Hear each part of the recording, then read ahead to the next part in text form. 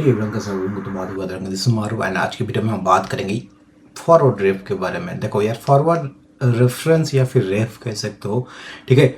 ये आपको एक एडवांटेज देता है आपके रिएक्ट प्रोजेक्ट में। कैसा एडवांटेज भैया? Let's focus on this. Forward ref lets your component pass a reference to one of its children. It's like giving a direct reference to a DOM element inside your component. Don't understand? Don't worry. हम और भी ज़्यादा explain करेंगे।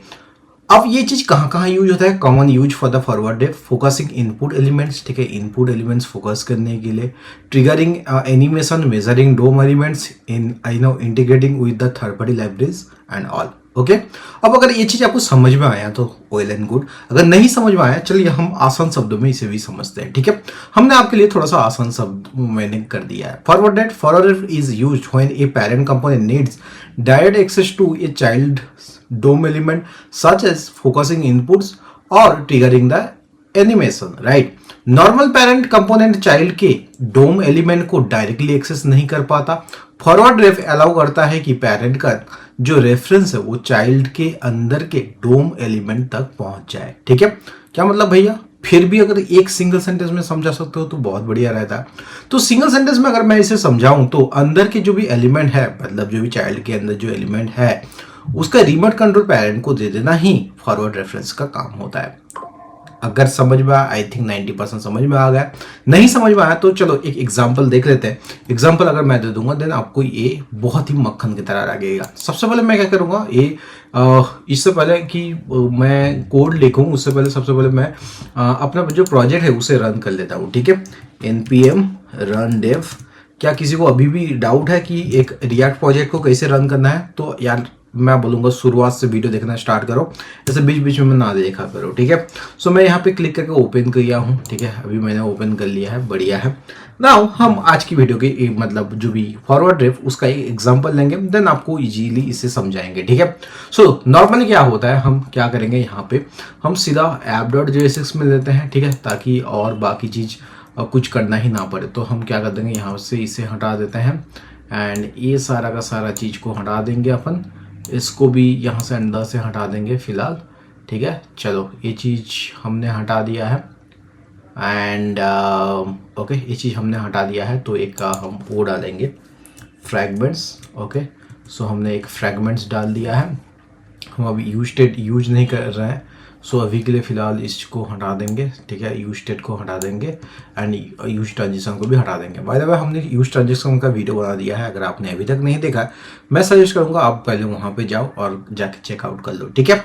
अब हम बात कर लेते हैं इसके बारे में। फंक्शन एक हमने ले लिया है एंड यूज रेफ हम यूज करने वाले हैं, यूज रेफ, ठीक है। So use ref, okay, use ref and okay, use ref हम यूज करने वाले हैं एंड इसमें हम क्या करेंगे, लेट सो कंस्टेंट इनपुट रेफ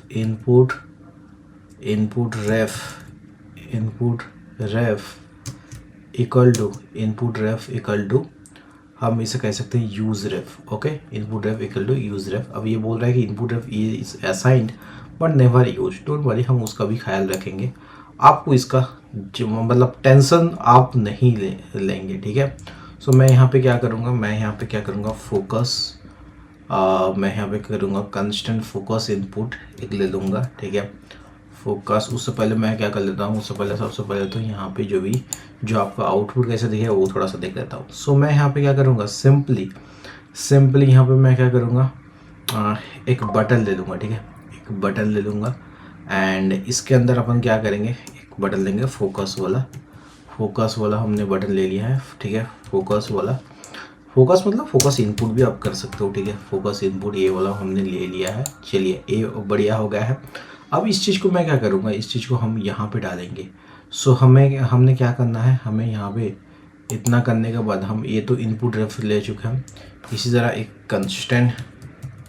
कंस्टेंट यहाँ पे हम करेंगे focus input. So focus input हमने फोकस इनपुट कर लिया है, focus input and equal to हम यहाँ पे एरो फंक्शन लगाएंगे। सो इतना करने के बाद input dot reference command jet input dot current. याद है हमने कब यूज किया था इसको लास्ट टाइम? किसे याद है जल्दी जल्दी बताओ, ठीक है, कमेंट करके जल्दी बताओ, ठीक है।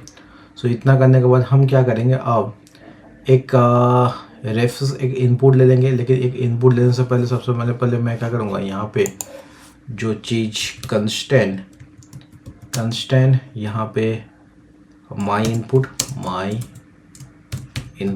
Constant my input, okay, constant my input and equal to constant my forward ref, ठीक है। फॉरवर्ड रेफ यहाँ पे हम यूज कर रहे हैं, फॉरवर्ड रेफरेंस। एंड यहाँ पे हम जैसे ही प्रॉप्स लेते हैं, प्रॉप्स लेंगे कमांड जेट प्रॉप्स, एंड जो सेकंड पैरामीटर है उसे अपन रेफरेंस लेंगे, ठीक है, ठीक है, ओके। यहाँ तक क्लियर है? सो यहाँ तक अगर क्लियर है तो बाकी का चीज़ भी आपके लिए आसान हो जाएगी, ओके। यहाँ करने के बाद हम अब यहाँ पे क्या करेंगे, इनपुट रेफ, ओके, इनपुट रेफ। यहाँ पे मैं क्या करूँगा, रेफरेंस। इसके बाद यहाँ पे मैं क्या करूँगा, चलो प्रॉप्स, ओके। इतना करने के बाद हम यहाँ पे इसे क्लोज कर देंगे, ठीक है जी। चलो बढ़िया सी इतना कर दिया है हमने, ये चीज़ हो गया है, ठीक है, ठीक है। हमने फॉरवर्ड रेफ को इंपोर्ट कर लिया है। उसके बाद हमने क्या करना है, यूज़ रेफ को भी इंपोर्ट कर लेना है। सो यूज़ रेफ, ओके जी। चलो यूज रेफ हमने इसे भी कर लिया है। इतना करने के बाद अब हम क्या करेंगे, इतना करने के बाद हम करेंगे, हम यहाँ पे माई इनपुट में क्या करेंगे, यहाँ पे सबसे पहले तो माई इनपुट एंड इसके अंदर रेफरेंस में हम लेना है इनपुट रेफरेंस, ओके। उसके बाद हमें क्या करना है, एक तो आप वो सर्च बॉक्स के लिए एक प्लेस होल्डर डाल दो। ये नॉर्मल जो प्लेस होल्डर होता है, ठीक है, placeholder, okay, placeholder equal to यहाँ पे हम क्या करने वाले हैं, type something here, okay, type something here, okay. इतना करने के बाद इसे क्लोज हमने कर देना है, ओके। चलो इतना कर दिया है हमने। अब यहाँ पे जो ऑन क्लिक हम लगाए हैं, सो ऑन क्लिक फंक्शन हम यहाँ पे एक ऑन क्लिक इवेंट लगाएंगे। सो यहाँ पे क्या करेंगे, हम एक ऑन क्लिक, सो सबसे पहले हम कर देते हैं on click show on click and इसके अंदर हम क्या करेंगे, फोकस इनपुट एंड इसके अंदर, ओके। चलो इतना करने के बाद हम क्या करते हैं, अब इस चीज़ को सेव करेंगे अपन। भाई ये फट गया, ऐसा क्यों? चलो हम देखते हैं, कोई बात नहीं। सो ये फट गया। अभी तक तो सब कुछ सही है, ठीक है। तो हमने कहीं तो गलती किया होगा इसीलिए फटा है, ऐसे थोड़ी होता है, ऐसे थोड़ी फटता है, ठीक है।